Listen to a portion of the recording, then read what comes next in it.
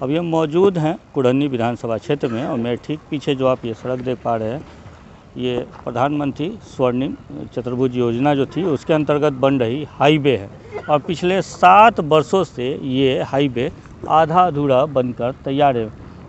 इधर की भी तस्वीरें आप देखिए, अंडरपास बनकर तैयार है और ये 3.5 किलोमीटर जो हाईवे बनना है वो पिछले 7 वर्षों से निर्माणाधीन ही है।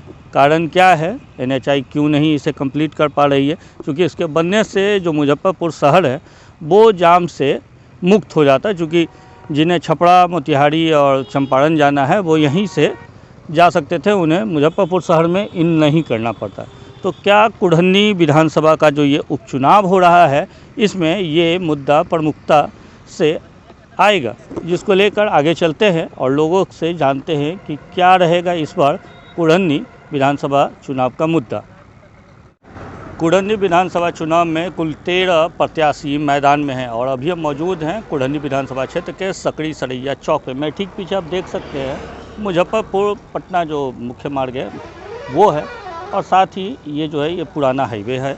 मात्र 3 किलोमीटर जो मधौल से लेकर एक हाईवे निकल रही है, जिसके कारण मुजफ्फरपुर में जो जाम की समस्या है उससे निजात मिल सकती है।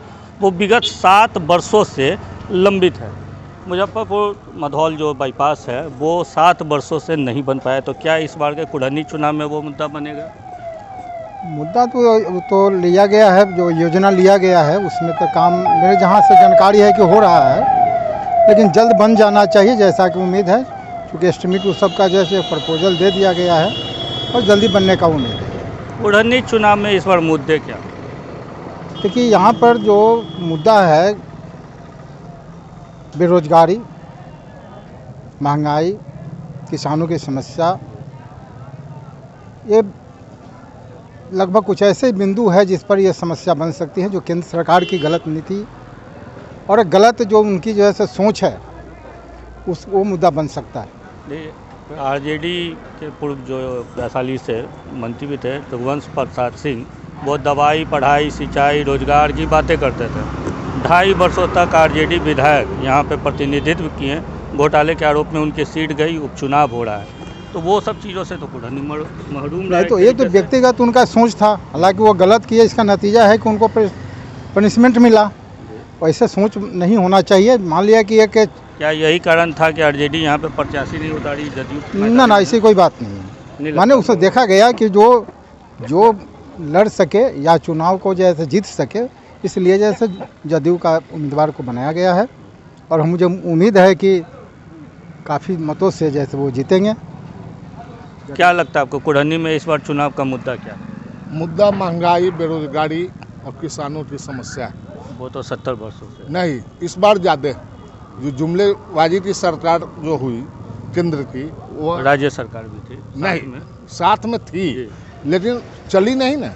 नीतीश जी का चला नहीं, अगर चला हुआ रहता तो आज महंगाई इतना अति सीमा पर नहीं होता। किसानों के साथ धान नहीं खरीदारी हो रही है, बहुत समस्या है। क्षेत्र का दौरा करने के बाद पता चल रहा है बहुत ऐसे नौजवान, धान अधिग्रहण की तिथि भी कृषि मंत्री के द्वारा निर्धारित है बिहार में जी, लेकिन बिचौलिया के साथ बंदरबाट हो रहा है। कुढ़नी प्रखंड में हम लोगों ने कुछ लोगों से बातें की, उन्होंने कहा कि यहाँ पे बिचौलिए हावी हैं। तो सिर्फ कुढ़नी की ये स्थिति नहीं, ये पूरे बिहार की और पूरे जिला की ये स्थिति है, पूरे जिला की स्थिति है। और शिक्षा के यहाँ सबसे ज़्यादा समस्या एक भी महाविद्यालय नहीं है कुढ़नी विधानसभा क्षेत्र। महाविद्यालय नहीं है, इंटर कॉलेज भी नहीं है, बेरोजगारी है बहुत ज़्यादा, ये समस्या है यहाँ और इस पर ही चुनाव का असर है।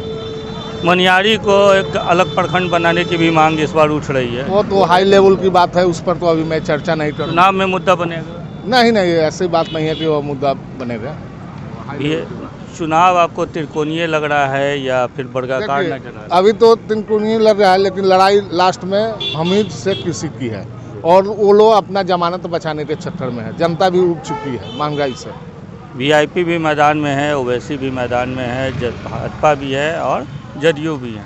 किधर जाएंगे मतदाता इसमें? एकदम निश्चित तौर पर महागठबंधन के साथ है न, चूँकि ये गोपालगंज वाली चीज़ को ख़ासतौर पर अक़लियत ने देख चुका है कि चाहे किस कारण हो, कारण नहीं कहा जाता, लेकिन ये असर किया गया है और हम सेकुलर वोट वाले हैं, सोच रखते हैं। आज देश में दो तरह के राजनीतिक है, एक सेकुलर और नॉन सेकुलर। एक जो भाजपा को समर्थित है, जो देश तोड़ने के काम करते हैं, कांग्रेस समर्थित है, जो कांग्रेस भारत जोड़ की करते हैं। उससे इसमें जहाँ तक आप खासतौर पर ओवैसी जी के कारण भारत जोड़ो की बात आप कर रहे हैं। भारत जोड़ो यात्रा में राहुल गांधी बिहार नहीं आते हैं। नहीं, चूँकि एक शेड्यूल बन चुका है पहले से ही, हाँ, इस वजह से नहीं आ रहे हैं। ऐसा नहीं है कि नहीं होना है।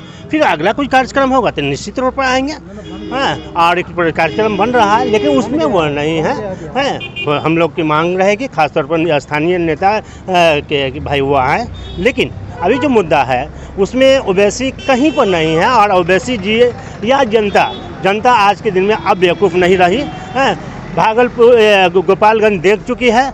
हम किसी कारण अपनी थोड़ी सी नादानी की वजह से ये इसको हम लूज़ कर गए थे। लेकिन इस वक्त महागठबंधन खासतौर पर जो अभी जेडीयू है, नीतीश सरकार है, और जिसको समर्थन कांग्रेस आरजेडी या हमारी जितनी भी कर रहे हैं, तो सभी साथ सीधे आप मुकेश सहनी और सफीउद्दीन ओवैसी के जो कैंडिडेट यहाँ हैं उन्हें खारिज करते हैं। बिल्कुल, बल्कि खारिज रहना चाहिए। यहाँ के आवाम अब जान रही है कि हमने जो गोपालगंज या हुआ था उसमें अब कहीं पर नहीं रह जा रहा है। यहाँ पर महागठबंधन है, और इंशाल्लाह वो हम लोग महागठबंधन की लड़ाई किससे होगी?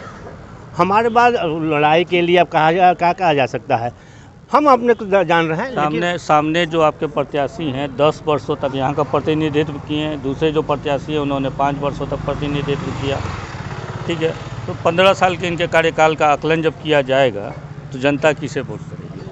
देखिए, यहाँ पर 5 ये जो महागठबंधन में वो एक जदयू के ही नहीं है, ये तमाम जो 5 जो महागठबंधन है उन लोगों को, सब लोगों का सपोर्ट है, और सब लोग मिलकर चुनाव को जैसे लड़ेंगे और जीतेंगे। मोकामा में पार्टी नहीं लड़ी थी, प्रत्याशी जीते थे, तो वैसी स्थिति यहाँ होगी तब क्या होगा? ना, ऐसी बात नहीं है। यहाँ हर जगह मुकम्मा का अलग सिचुएशन है, कुढ़नी का अलग है, और बिहार में और भी हुआ। जैसे मान के बोचहा का जो स्थिति आया वो साफ है, वहाँ भी बहुत से कोशिश किया गया, लेकिन महागठबंधन में जैसे वो भी अपना जीते। सीट लूज होने का कहीं ना कहीं नीतीश कुमार को ये डर है कि वो यहाँ आ रहे, नहीं तो मोकामा और गोपालगंज में तो वो प्रचार करने नहीं गए थे।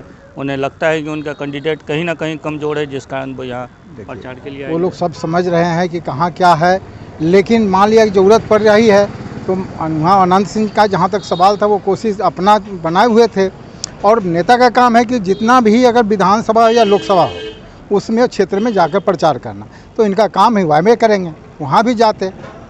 जो भी रिजल्ट होगा वो तो 10 तक क्लियर हो जाएगा, पर तब तक के लिए बने रहिए लभार टाइम के साथ। कुढ़नी विधानसभा क्षेत्र के सकरी सरैया चौक से मैं संदीप।